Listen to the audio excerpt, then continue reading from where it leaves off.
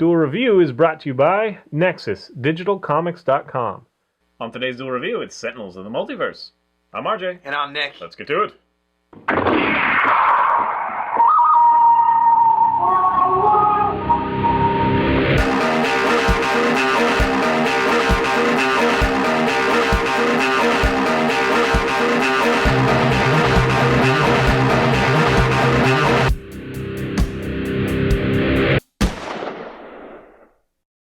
Hey guys, welcome to Wednesday the 30th of January. We are doing Sentinels of the Multiverse. That's right. We've been doing a lot of living card games and collector's card games. So Sentinels of the Multiverse is one of those ones that was shown at GameCon 2011 and has gotten much success, but still people are very unaware of it. I believe it started as a Kickstarter. It was released by Greater Than Games, though, when it officially came out. Here it is right here. I also have the expansions in here, which makes this a very heavy box. And the reason why...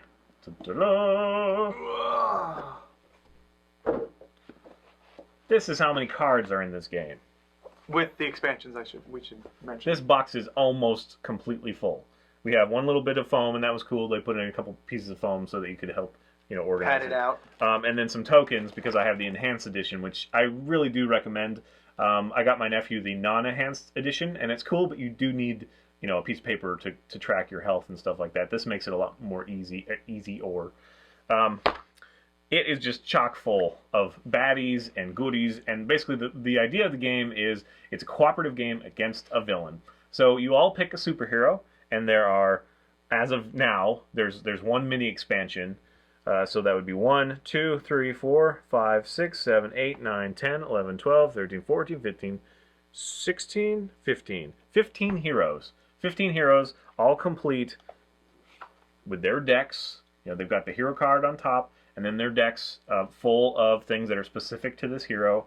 40 cards make up each deck, so that's quite a bit. And like I say, they've all got their own abilities on there. They fall into one-shots, equipment, ongoing. They have a bunch of these terms that we're all familiar with now. Yes. But they really radically change from hero to hero. Also, a real cool thing about the hero cards is once you're defeated, even if you're defeated in a game, let's say there's 4 of you going against a villain, one of you is defeated, they have abilities that they can still use when they're out of the game. So that makes it awesome. Even though you're dead and fallen, you can still help, you can still use your power to its best ability, and you're still part of the game. I love that. And the way that they balance this is on how many heroes are in play. So if you have 3 heroes, it says, by H, where H equals the amount of heroes. So it really does help scale the game. Now, saying that, with 2, it is harder because you have less options between the heroes, because there are heroes that are centered on, like Sub-Zero here, who wound themselves or gain wounds and then redirect it out, things like that. There are support characters who heal or who use spells, or your flute dude. I forget what his name is. The Argent Adept. And then you also have more traditional characters that are a little bit like Superman, a little bit Legacy, like the Hulk, kind of thing, and Bunker. And then you have like the Wraith, who's kind of like Batman. And see, that's another thing, is that these do remind you of other heroes from other popular universes, but they are unique enough, and it's almost fun that they remind you. Yes. It's like, oh, that's kind of like the Batman chick, kind of thing. Wraith, that's my favorite so far. She's cool. I guess that leads me to the artwork real quick. The artwork is also, very homespun, but very cool. Very, very cool. It reminds me of Newgrounds. I know we talked about it before. Excuse me, but if you go to newgrounds.com and watch any of their animations, you'll see similar art. It also reminds me a little bit of Girl Power, the online comic that we've reviewed lately. But very cool, and so much of it. Like, there are cards that repeat a couple times because they're the same power, but other than that, different art for every card. It's amazing. And again, this is how many cards are in this game once you can buy the 2 expansions, which was Rook City and Infernal Relics, which are...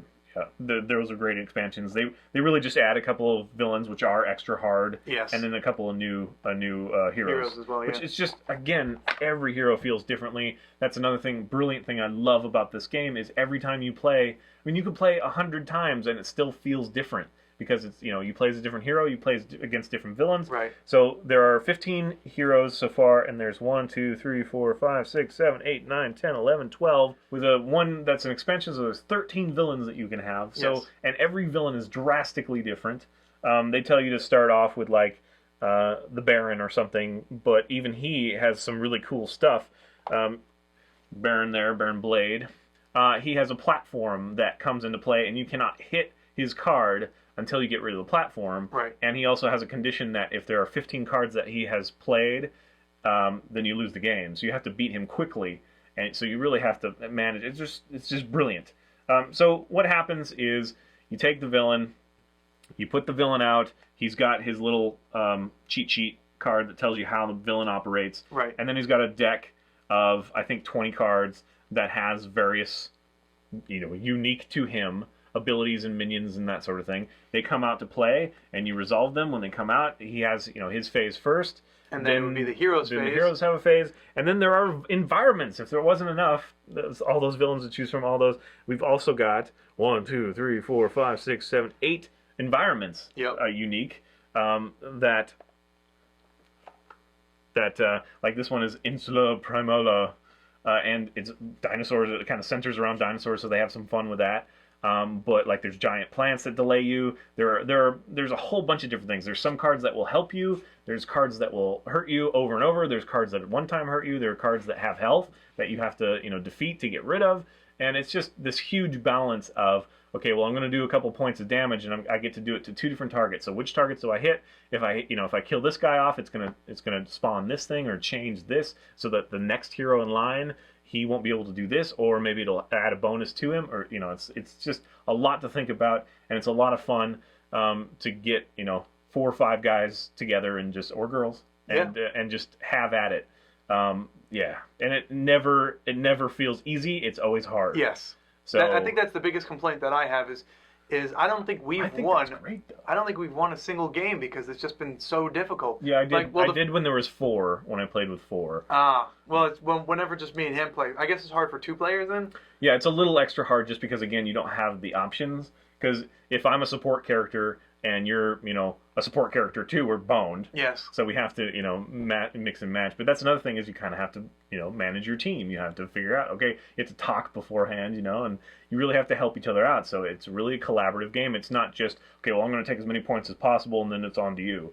It really is, well, if I use this on him, that'll weaken him enough. Can you take care of him? Because if he doesn't, then he's going to, heal or whatever. Obliterate us. I really, really do enjoy this game.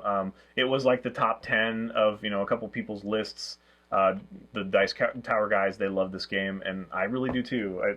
We both. Yeah, it's a great game.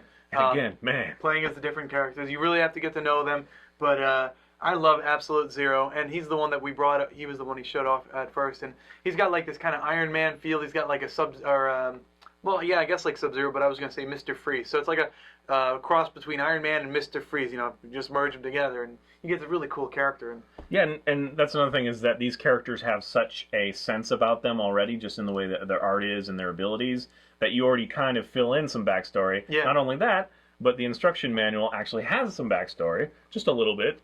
And now there's also a comic that has followed this. Ooh. I don't know if that was the plan all along or what, but yeah, they're really making a go of it, and I love it so far. It's just really great. It's really refreshing to see someone do something new and not have to tie to something, a big property like a Game of Thrones or something. You know, I mean, like they're going out on their own, and even though it reminds us of a lot of the stereotypical superheroes, it's its own thing. It manages to be its own thing, and it's really awesome.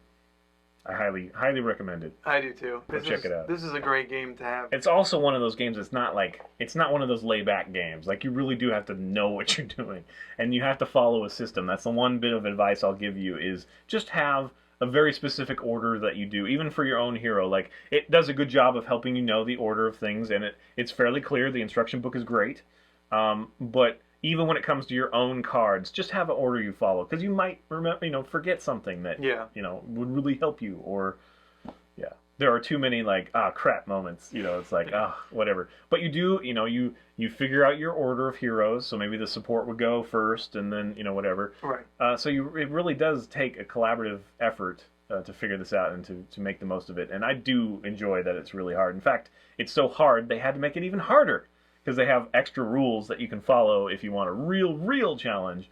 And I've never done that yet because it's always been hard enough without it. So, you know, it is a challenging game. So if you're looking for a challenge, if you're looking for a lot of options and, like, you know, to gain some strength, lifting the box, Yeah, really. this is your game. Yeah. It's awesome. And the tokens are a great addition to it, because before you just had to keep track of health on the paper, and they also have all these modifier tokens where you can put on the card, like, okay, well now I have, you know, one less health I can, you know, rebuild, or one less strength that I can use, or yada yada yada. Yeah. There's, you know, there's stasis, you know, like poison and different kind of damages and whatnot. And this all helps you keep track of it. So that was a great addition. Thank you very much for doing that. And yeah, just really awesome. Really awesome. So you can find it at a lot of different places online. Your local store might have it, but I kind of doubt it. You can always go to sentinelsofthemultiverse.com. They have it. It's one of those games that even though it is not one that everybody's heard of, it's enjoying some success, and they keep running out of things. So you might have to wait for it. I had to wait for this for a lot to get the other expansion and to get the enhanced edition. But it's worth it. It's well worth it. Don't overlook it if it sounds interesting to you. So, all right, guys, thanks a lot for watching. Please, yeah, go online and see some play-throughs and whatnot. I'm sure they're out there, and they'll give you a better taste even of the game. Right.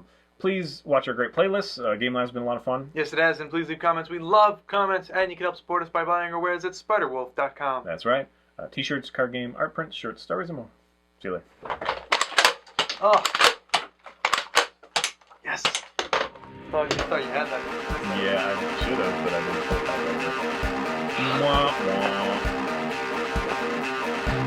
Next time we take a look at Mass Effect Paragon Lost. It's alright. You did good. Kind of. Not.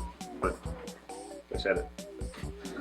Trying to be nice. It's hard because nice honestly sometimes goes against truth. I have to be honest. Not nice. Honesty comes before nicety. Nicety? Please sit down so I can I'm working on it. You're moving the black thing. I got to see the table edges. I'm trying to get into the things eating my... How do you like your scotch? By the quart. Didn't get to finish my orange.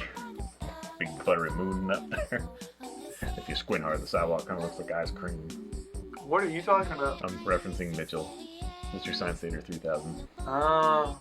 Just No, that was fine. Although you did contradict me. I was like, it's kind of a passive game. You're like, no, it's not. It's aggressive rock. what? I said, if you want to play It's not at passively, all. it's not. I don't know why I said that. Well, then don't get mad at me. I said the truth. You said the not truth. Well, I said something that was untrue, and then you contradicted me. Sorry. What am I supposed to say? Yeah, it is, but not at all. Yeah, exactly. That's exactly what it's supposed to be. Okay. Fine, have it your way. Agreed. It's completely passive. It's just you just chill out and play it. You don't have to remember anything. No, that's a lie.